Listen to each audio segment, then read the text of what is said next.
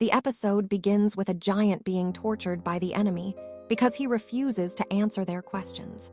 The torture becomes so intense that he eventually loses consciousness, shocking another giant who is his friend. Then we see allies of Shanks mocking another giant, forcing him to kneel and humiliating him, saying he doesn't even deserve to speak. After that, the scene shifts to a small giant child happily running around without any worries.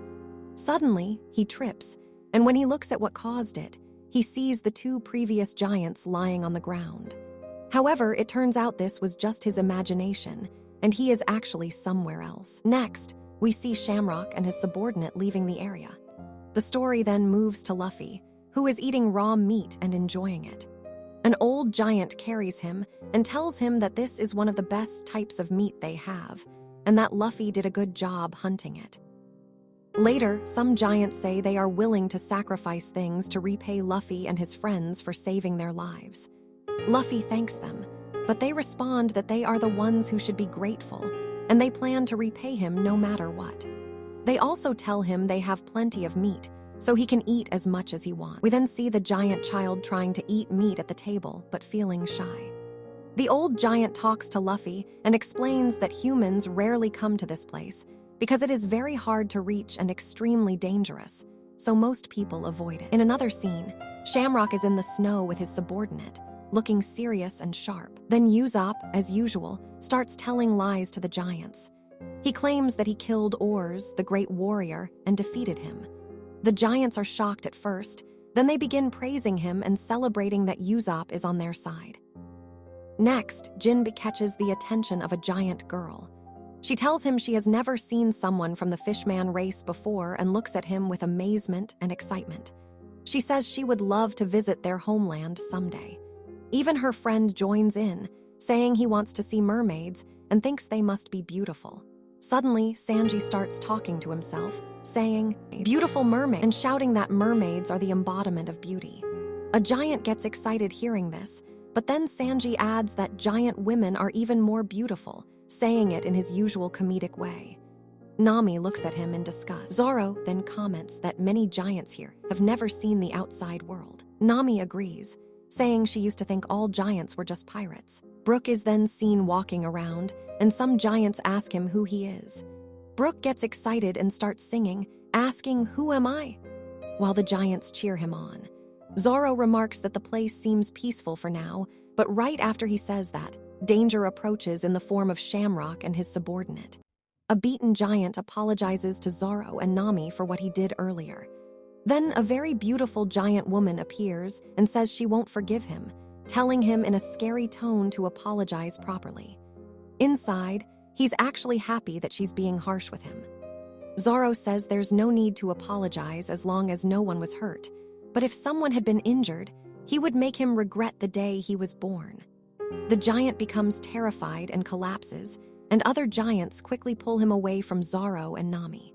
A conflict breaks out between two giants over a small disagreement.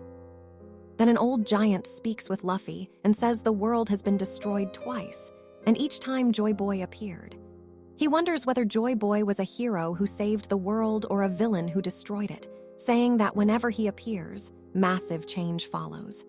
He mentions the name Nika. Luffy says he knows that name, saying Bonnie talked about it. The old giant describes Nika as someone dressed in white with a white smile, always smiling under the sky. Luffy says he knows, but that he himself is obviously not that person. Luffy then asks about Loki and whether he is a good man. Everyone gets angry and shouts, "Of course not." They begin listing all the crimes Loki committed, including the biggest one, killing the king of the giants, Harlard, who was respected and feared by everyone. They explain that the king was kind and generous, and that someone named Chef Jarl tried to protect him during the incident and got injured as well. He survived thanks to the armor he was wearing. Luffy is shocked by this. Then a giant tells Luffy that 6 years ago, Loki was captured by a red-haired man. Luffy immediately realizes it was Shanks and becomes happy and proud knowing Shanks saved them. Luffy suddenly jumps and starts heading somewhere. A fat giant asks where he's going, and Luffy says he's going to eat meat in a suspicious way before running off. Zoro follows him and asks what he's doing. Meanwhile, in the underworld, Shamrock and his subordinate ask Loki if he wants to join the Gods' Knights.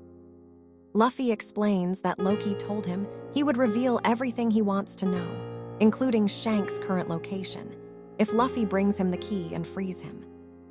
Zoro warns Luffy that Loki is a king killer and hated by his people, and that he shouldn't trust someone like him because he's probably lying. But Luffy insists that Loki knows where Shanks is and says he really wants to see him. Zoro tells him that his stupidity is why he always has to save him. Luffy gets angry and asks if Zoro is saying Loki doesn't know. Zoro replies that it's just his reputation, and he hasn't met him personally to confirm his doubts. He decides to go with Luffy anyway, saying he won't let him go alone because he's naive and easy to manipulate. Luffy says if Loki is lying about knowing Shanks' location, he will beat him up badly. Suddenly, Nami appears behind them, angry, and asks if they even know where the key is. It turns out none of them knows. The three head toward Loki, and Nami says they won't get anywhere without her because they're idiots. Luffy asks why a giant is with them, and Nami says she made him their servant. He told her the key might be inside the castle. The giant is happy to help because he's a masochist who enjoys obeying women. Luffy is seen eating meat again, completely carefree. Nami says she feels bad about stealing the key since they are guests, but the giant tells her not to worry because everyone is busy celebrating. Nami then mentions that there might be treasure in the castle, implying she will steal it. The giant pretends he didn't hear anything, and Zoro calls her out, saying that was her goal from the start. Meanwhile, Shamrock and his subordinate confront Loki again about joining the Gods' Knights. Loki laughs hysterically and arrogantly, saying he understands the offer but still refuses. He mocks them, saying they expect him to throw away his life and become their obedient dog. He realizes they must be celestial dragons. His words anger Shamrock's subordinate, who suggests killing him, but Shamrock tells her not to rush. Suddenly, a giant wolf appears, and Loki orders it to attack them. The subordinate easily chokes the wolf in one move. Shamrock then asks Loki if he will accept their offer if they spare the wolf's life. Loki becomes furious, realizing they are exploiting his weakness. Despite that, he refuses again and says he will use this anger to destroy the entire world. And with that, episode 1116 of One Piece ends.